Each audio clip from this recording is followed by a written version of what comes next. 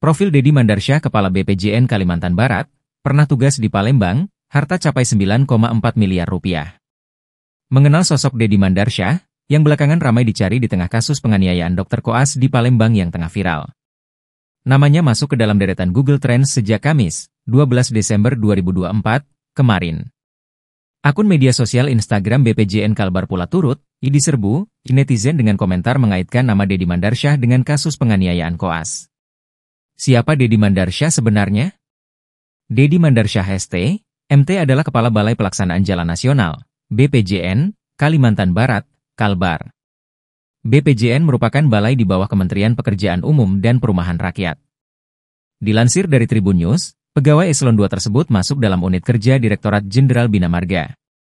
Lalu Deddy Mandarsyah menjabat sebagai Kepala Satuan Kerja sejak Desember 2016 hingga Desember 2019.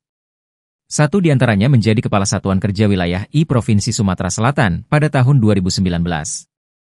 Deddy kemudian menjabat sebagai pejabat pembuat komite, PPK, hingga Desember 2022.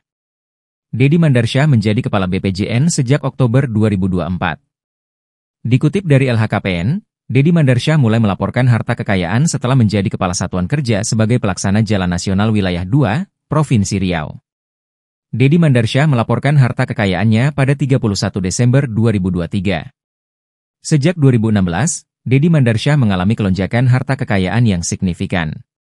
Pertama kali melaporkan di LHKPN, Deddy Mandarsyah hanya memiliki harta kekayaan Rp3.677.288.634. Artinya selama 7 tahun harta kekayaan Deddy naik lebih dari 150%. Kini total Deddy Mandarsyah memiliki harta kekayaan sebesar Rp9.426.451.869.